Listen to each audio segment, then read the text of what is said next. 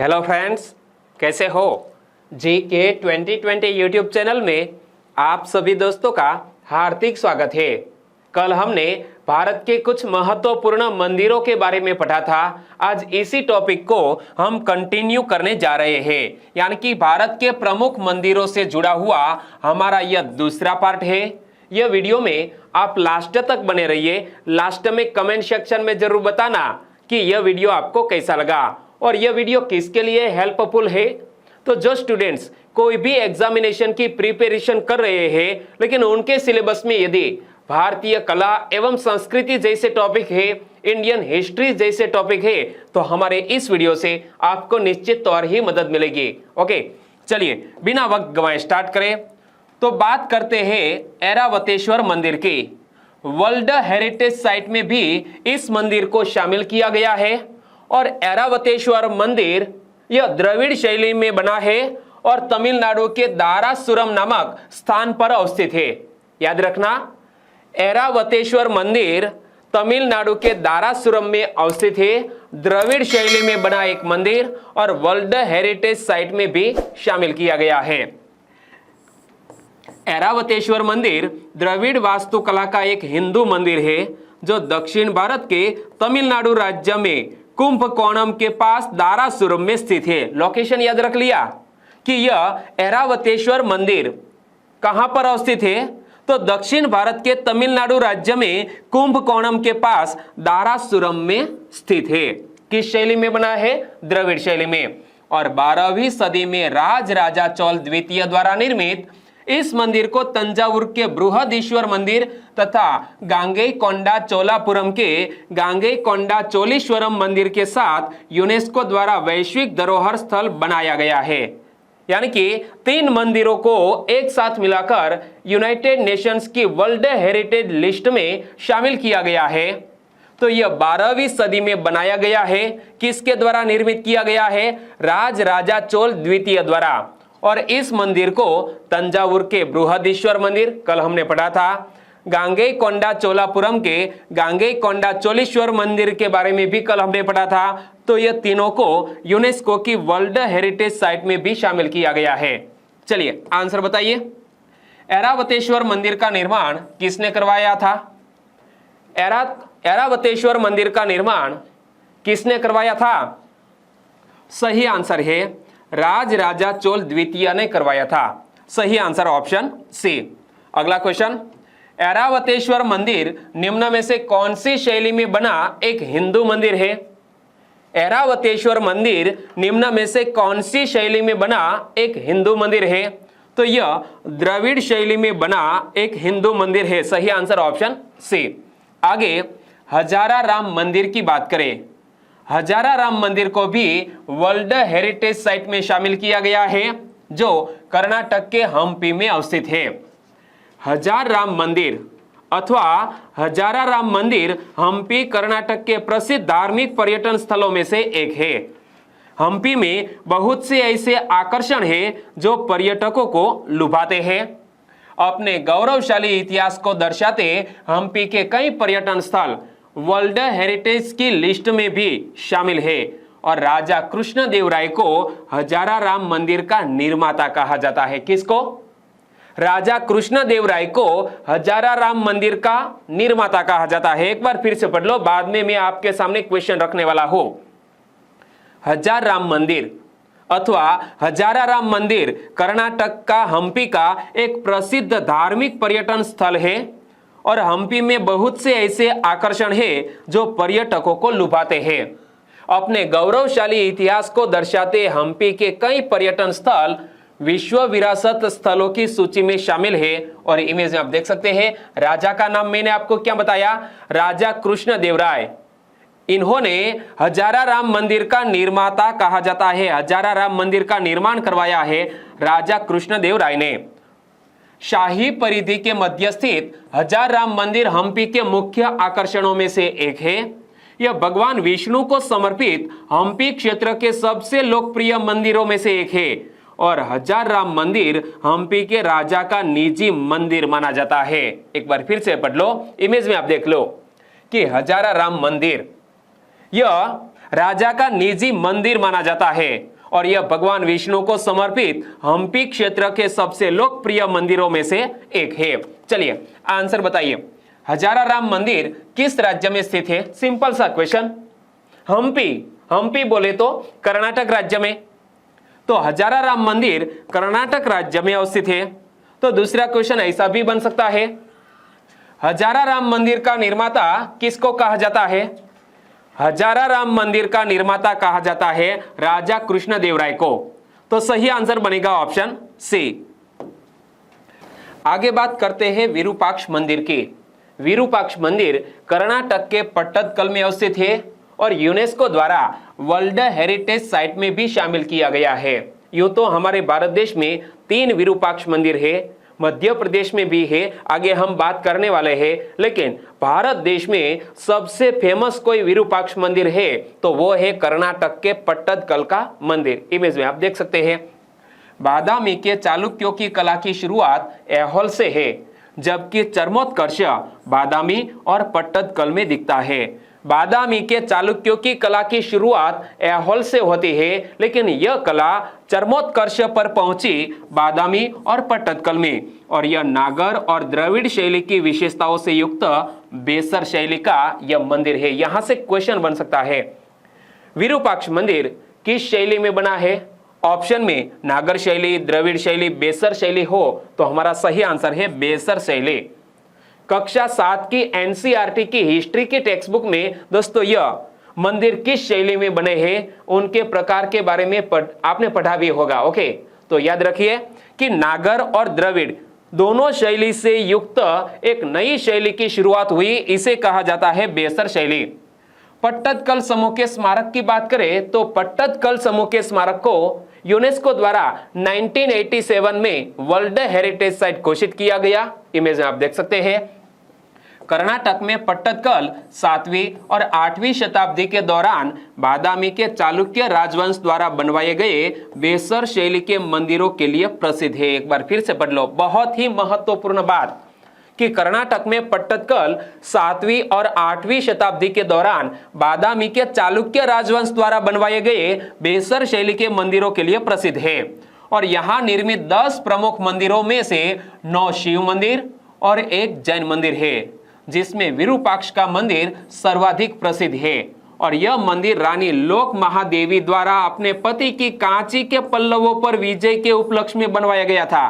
क्या यह विरूपाक्ष मंदिर सर्वाधिक फेमस है, लेकिन यह क्यों बनवाया गया था? तो उनके पीछे की यह घटना है कि रानी लोक महादेवी द्वारा अपने पति की कांची के पल्लवों पर विजय के उपलक्ष्य में यह विरूपाक्ष मंदिर का निर्माण करवाया गया था। चलिए आंसर बताइए, विरूपाक्ष का मंदिर किसके द्वारा बनवाए गए बेसर शैली के मंदिरों के लिए प्रसिद्ध है?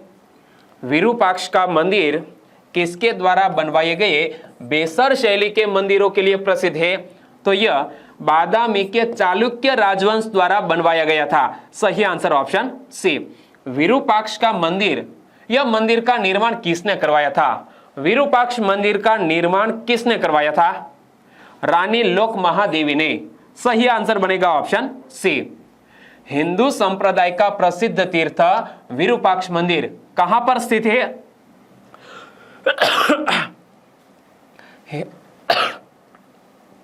हिंदू संप्रदाय का प्रसिद्ध तीर्थ यानी कि विरूपाक्ष मंदिर कहां पर स्थित है?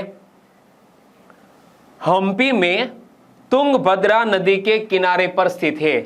किस नदी के तट पर है हम्पी? तुंगभद्रा नदी के किनारे पर है हम्पी। और हम्पी में यह स्मारक समूह है जिसे वर्ल्ड हेरिटेज साइट भी घोषित किया गया है।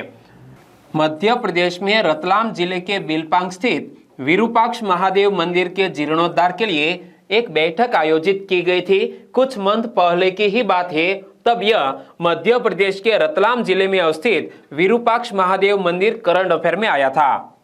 यद्यपि मंदिर निर्माण के संबंध में अभी तक प्रमाण उपलब्ध नहीं है, किंतु 1964 में बिलपांग में की गई खुदाई में मिले अभिलेख के आधार पर पता चलता है कि इसका जीर्णोद्धार सन 1198 में गुजरात के सोलंकी वंश के राजा सिद्धराज जयसिंह द्वारा करवाया गया था। इमेज में आप देख सकते हैं। तो दोस्तों, मैंने आपको शुरू में बताया कि हमारे भारत देश में 3 विरूपाक्ष मंदिर है। एक तो सबसे पहले मैंने आपको बता दिया जो हमारे भारत देश का सबसे बड़ा विरूपाक्ष मंदिर माना जाता है, बाद में यह दूसरा, लेकिन तीसरा विरूपाक्ष मंदिर कहाँ है नीचे कमेंट सेक्शन में जरूर बताना। ओके, हम यह मध्य प्रदेश के रतलाम जिले में स्थित विरूपाक्ष महादेव मंदिर की बात करें तो 1964 में बिलपांक में की गई खुदाई में मिले अभिलेख के आधार पर पता चलता है कि इस मंदिर का जीर्णोद्धार सन 1198 में गुजरात के राजा सिद्धराज जयसिंह द्वारा करवाया गया था। आगे बात करते हैं स्वर्ण मंदिर की। पंजाब के अमृतसर शहर में स्थित यह स्वर्ण मंदिर, इमेज में आप देख सकते हैं, श्री हरमंदिर साहिब सिख धर्मावलंबियों का सबसे पावन धार्मिक स्थल या सबसे प्रमुख गुरुद्वारा है, जिसे दरबार साहिब या स्वर्ण मंदिर भी कहा जाता है। यह भारत के राज्य पंजाब के अमृतसर शहर में स्थित है और यहाँ का सबसे बड़ा आकर्षण क्या? स्वर्ण मंदिर पंजाब का सबसे बड़ा आकर्षण भी माना जाता है। तो एक बार फिर से पढ़ लो, श्री हरमंदिर साहिब सिख धर्मावलंबियों का सबसे पावन धार्मिक स्थल या सबसे प्रमुख गुरुद्वारा है, जिसे दरबार साहिब या स्वर्ण मंदिर भी कहा जाता है। यह भारत के पंजाब राज्य के अमृतसर शहर में स्थित है और यहाँ का सबसे बड़ा आकर्षण भी है। आंसर बताइए, स्वर्ण मंदिर निम्न में से किस शहर में स्थित है? स्वर्ण मंदिर निम्न में से किस शहर में स्थित है? अमृतसर में। सही आंसर ऑप्शन सी। और एक बार दोस्तों यहाँ आतंकी हमला भी हुआ था और आतंकी हमले को रोकने लिए ऑपरेशन ब्लू स्टार भी चलाया गया था। किसमें? यह स्वर्ण मंदिर में ऑपरेशन ब्लू स्टार चलाया गया था। इस घटना को भी याद कर ले क्योंकि यहां से भी कई बार एग्जामिनेशन में क्वेश्चन पूछे जाते हैं। तो यह 5 जून 1984 को अमृतसर में स्वर्ण मंदिर के अंदर छिपे अलगाववादियों को बाहर निकालने के लिए भारतीय सैन्य अभियान को दिया गया एक कोड नेम है। नाम क्या रखा गया था? Code name operation blue star. Operation का आदेश तत्कालीन प्रधानमंत्री इंदिरा गांधी ने मुख्य रूप से अमृतसर में हरमंदिर साहिब परिसर, जिसे स्वर्ण मंदिर के रूप में भी जाना जाता है, तो अमृतसर में हरमंदिर साहिब परिसर पर नियंत्रण करने के लिए यह ऑपरेशन ब्लू स्टार चलाया गया था। इमेज में आप देख सकते हैं।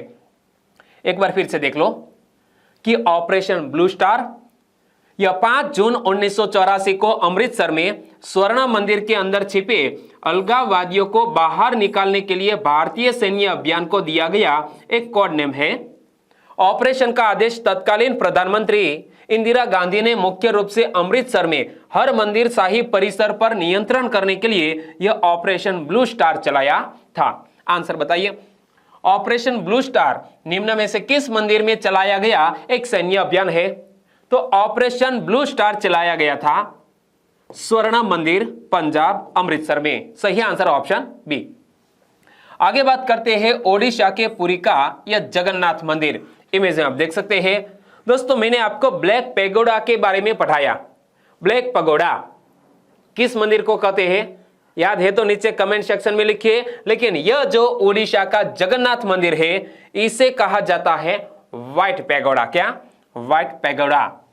माना जाता है कि इस मंदिर का निर्माण 12वीं शताब्दी में पूर्वी गंग राजवंश के राजा अनंत वर्मन चौड़गंग देव द्वारा किया गया था। दोस्तों यह भी आपने पढ़ा होगा कि जगन्नाथपुरी मंदिर में स्थित इस मंदिर का निर्माण किसने करवाया था? तो एक गंग राजवंश का राजा था, नाम था अनंत वर्मन चौड़गंग देव। उनके द्वारा 12वीं शताब्दी में इस मंदिर का निर्माण करवाया गया।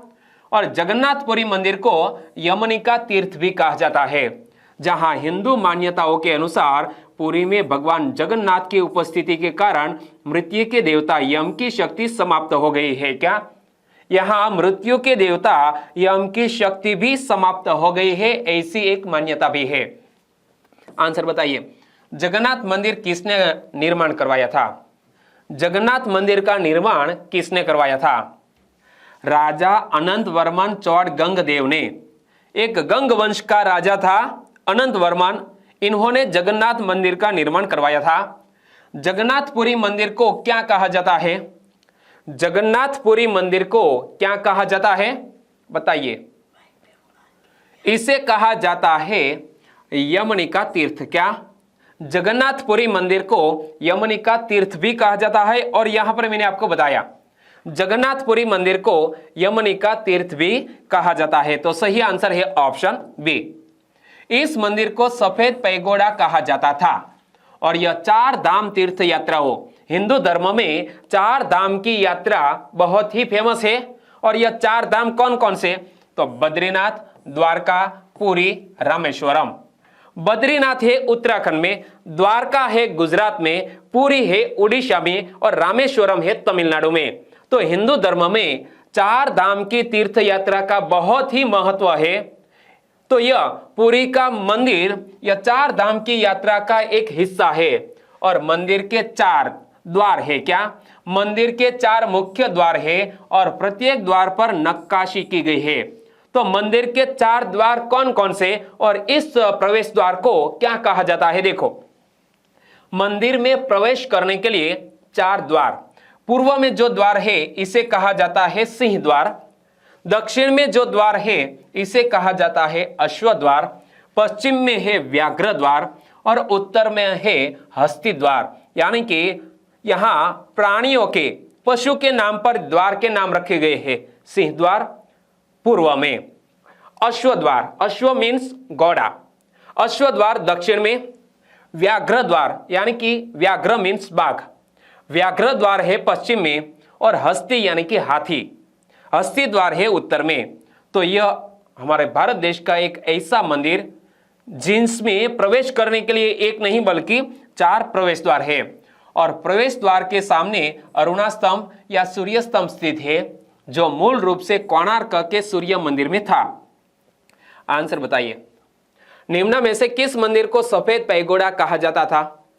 निम्न में से किस मंदिर को सफेद पैगोडा कहा जाता था? जगन्नाथपुरी मंदिर को सफेद पैगोडा कहा जाता था। सिंह द्वार, अश्व द्वार, व्याघ्र द्वार और हस्ती द्वार निम्न में से किस मंदिर के 4 प्रवेश द्वार है? एग्जामिनेशन में एक बार क्वेश्चन भी पूछ लिया गया था कि सिंह द्वार, अश्व द्वार, व्याघ्र द्वार और हस्ती द्वार निम्न में से किस मंदिर के 4 प्रवेश द्वार है? तो यह जगन्नाथपुरी मंदिर के प्रवेश द्वार है। सही आंसर बनेगा ऑप्शन बी। और लास्ट में एक बार फिर से क्वेश्चन कि किस मंदिर को ब्लैक पैगोडा कहा जाता है? 4 ऑप्शन में से सही आंसर ढूंढिए और आंसर लिखिए नीचे कमेंट बॉक्स में। ओके, और वीडियो वाकई में आपको अच्छा लगा है, हेल्पफुल लगा है तो प्लीज वीडियो को लाइक करें और आपके दोस्तों को फेसबुक, व्हाट्सएप या टेलीग्राम के जरिए इस वीडियो की लिंक शेयर करना मत भूलिएगा। बस छोटी सी उम्मीद के साथ वीडियो खत्म करते हैं। कल मिलेंगे इसी टॉपिक में तीसरे पार्ट में। आपका दिन शुभ रहे। टेक केयर एंड जय हिंद।